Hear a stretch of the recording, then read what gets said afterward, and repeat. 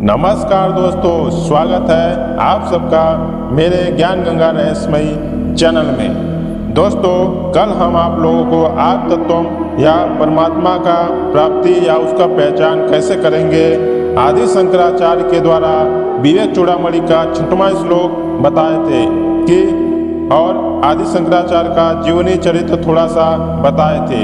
जो आदि शंकराचार्य थे वह साक्षात हंसा अवतारी थे, जो ईश्वरीय रेंज होते हैं। दिव्य पुरुष भी कहा जा सकता है और महापुरुष भी इनको कहा जा सकता है, क्योंकि ये उस लेवल के थे जो आत्मा ईश्वर ब्रह्म से एक थे, जो आत्मा में विलीन रहते थे। तो ऐसे महापुरुष की विवेक चूड़ामणि की श्लोक की व्याख्या कर रहे हैं। तो शुरू करते हैं। ये वीडियो मेरे चैनल में नए हैं तो चैनल को सब्सक्राइब करें, बेल आइकन ऑल पर प्रेस करें। दोस्तों, विवेक चूड़ामणि का 3 नंबर श्लोक। भगवत कृपा ही जिनकी प्राप्ति की कारण है, वे मनुष्यत्व मुमुक्षुत्व मुक्त होने की इच्छा और महापुरुषों का संग, ये तीनों एक साथ ही मिले तो यह बहुत दुर्लभ है। अर्थात मित्रों, भगवत कृपा, जैसे भगवत कृपा हो और मनुष्य शरीर हो, उसमें कोई महापुरुष सत्पुरुष मिल जाए और उस समय भगवान का अवतार भी हो, ये तीनों साथ हो, तो वह मनुष्य परमात्मा की इच्छा रखता है कि प्राप्त करने की और मुक्ति का इच्छा करता है, तो वह उसको अवश्य मिलता है, उसको खोज करना पड़ेगा। यह श्लोक में बोला गया है। अगला श्लोक है विवेक चूड़ामणि का 4 नंबर। किसी प्रकार से इस दुर्लभ मनुष्य जन्म को पाकर और उसमें भी श्रुति के सिद्धांत का यथार्थ ज्ञान होता है, ऐसे पुरुषत्व को पाकर जो मूढ़ बुद्धि अपनी आत्मा की मुक्ति के लिए प्रयत्न नहीं करता है, वह निश्चय ही आत्मघाती है। वह असत्य में आसक्ति रखने वाला है, कारण अपने को नष्ट करता रहता है। अर्थात दोस्तों, जो मनुष्य इस शरीर को पाकर उस पर श्रुति सिद्धांतों को लागू करता है और ज्ञान प्राप्त करना चाहता है, पुरुषत्व को पाकर, और ऐसे मूढ़ व्यक्ति आत्मा की मुक्ति नहीं प्राप्त करना चाहते, यह निश्चय ही आत्महत्या के पात्र होते हैं। असत्य में असत्य को मानने वाले होते हैं, परमात्मा में निष्ठ वाले नहीं होते हैं। अगला श्लोक 5।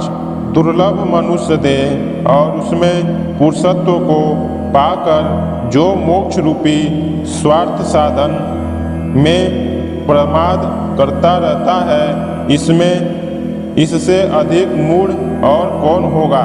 अर्थात मित्रों, जो पुरुषत्व मतलब पुरुष की शरीर पाने के बाद, मनुष्य का शरीर पाने के बाद मोक्ष रूपी नाव पर नहीं चढ़ता है और स्वार्थ की साधनों में, व्यर्थ की साधनों में, इस भौतिक संसार में अपने जीवन को लगाए रखता है, तो उससे अधिक मूढ़ व्यक्ति कोई नहीं होता है। यह श्लोक में बोला गया है। तो अगला श्लोक है दोस्तों विवेक चूड़ामणि का 60 नंबर।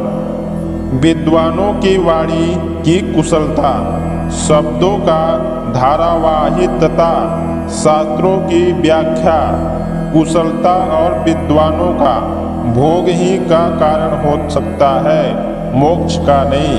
अर्थात मित्रों, जो विद्वान होते हैं वह बहुत बड़ी बड़ी बात बोलते हैं, शास्त्रों की व्याख्या करते हैं, रोते हैं, रुलाते हैं और आप लोग सबको लुभा करके पैसा ऐंठते हैं और अपने भोग की इच्छा पूरी करते हैं। वह न मोक्ष दे सकते हैं और न मोक्ष का अपने आप को प्राप्त कर सकते हैं। ऐसे इस समय धरती पर बहुत सारे हैं जो आपको शास्त्रों के द्वारा बहुत बड़ी बड़ी कथाएं सुनाएंगे भगवान जी की, और आपको लुभाएंगे, आपसे पैसे ऐंठेंगे और भगवत कथा कहेंगे और आपकी मुक्ति भी छीन लेंगे।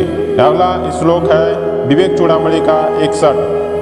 परम तत्व को यदि न जानना तो शास्त्र अध्ययन निष्फल व्यर्थ ही है, और यदि परम तत्वों को जान लिया तो भी शास्त्र अध्ययन निष्फल है।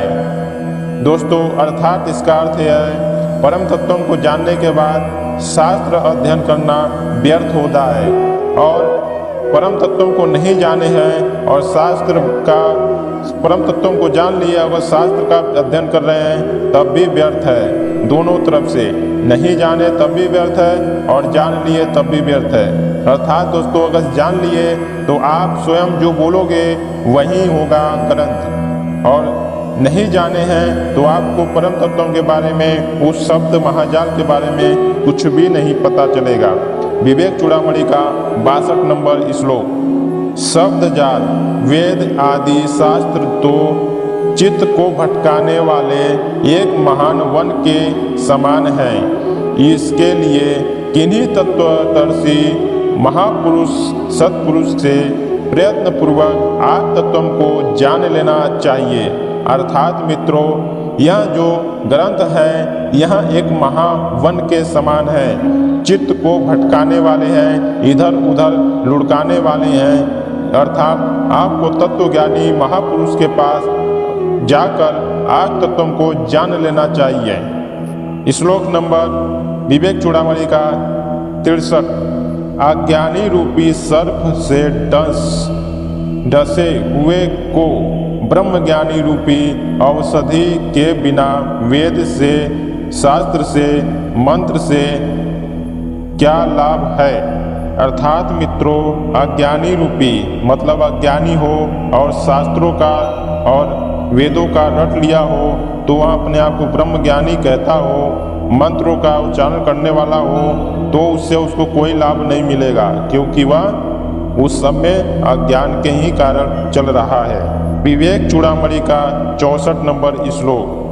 औषधि को बिना पिए केवल औषधि शब्द के उच्चारण से रोग नहीं जाता, उसी प्रकार अपरोक्षानुभाव के बिना केवल मैं ब्रह्म हूँ ऐसा कहने से कोई मुक्त नहीं हो सकता। अर्थात मित्रों, कोई कहे मैं ब्रह्म ज्ञानी हूँ और वह ब्रह्म को जानता ही नहीं है तो वह शब्द उच्चारण खाली कहने से नहीं होता है।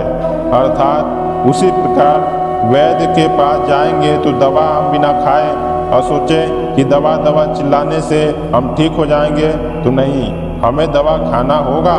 इसी प्रकार से ब्रह्मज्ञानी ब्रह्म को जानना ही होगा, तभी वह ब्रह्मज्ञानी कहला सकता है। श्लोक नंबर 65। बिना दृष्टि प्रपंच का विलय किए और बिना आत्मतत्वों को जाने केवल ब्रह्म शब्दों से जिनका फल केवल उच्चारण मात्र ही है, मनुष्य की मुक्ति कैसे हो सकती है। अर्थात मित्रों, जो प्रपंच का विलय नहीं कर पाए, आत्मतत्व को नहीं जान पाए, वह सिर्फ ब्रह्म शब्द से कहने से, उच्चारण करने से वह मनुष्य मुक्ति नहीं प्राप्त कर सकता, क्योंकि इस संसार में जो प्रपंच है उसको विलय करना अनिवार्य ही है। जब तक उनका विलय नहीं होगा तब तक वह उससे आगे नहीं बढ़ सकता। अतः प्रपंचों को विलय कर आत्मतत्व को भली भांति जानकर जब उसमें प्रविष्ट रहता है तब वह शब्द उच्चारण अपने आप होने लगता है। अगला श्लोक विवेक चूड़ामणि का 58। मोक्ष न योग से प्राप्त सिद्ध होता है और न सांख्य से और न कर्म से और न विद्या से, केवल ब्रह्म तत्व का बोध करने से, ब्रह्म का और आत्मा का एकत्व बोध करने से ही होता है और किसी प्रकार से नहीं होता। अर्थात दोस्तों, मोक्ष जो है वह न योग से, न सिद्धियों से, न सांख्य योग से, न किसी विद्या से, किसी तंत्र मंत्र से नहीं सिद्ध किया जा सकता। जब तक हम जीवात्मा परमात्मा में विलय नहीं करके अपने आप को परमात्मा में स्थित नहीं करेंगे, तब तक हमको यह सब मोक्ष के बारे में पता भी नहीं चलेगा, क्योंकि मोक्ष और मुक्ति जीते जी मिलती है। अमरता आपको जीते जी मिलेगी, देखने को मिलेगा। नर्क स्वर्ग ये सब देखने को मिलेगा और आप जीते जी देखोगे। और आप जीते जी नहीं देखे तो क्या भरोसा है कि आपको मुक्ति मिली। आपको मुक्ति पाना है तो आपको जीते जी ही सब कुछ प्राप्त करना पड़ता है। तो मित्रों, इस भाग में इतना ही। अगले नेक्स्ट वीडियो में अगली जो बाकी श्लोक रह गई हैं वह पहुंचाएंगे। तो मेरे चैनल में नए हैं तो चैनल को सब्सक्राइब करें, बेल आइकन ऑल पर प्रेस करें। जय श्री कृष्णा, जय श्री राधे।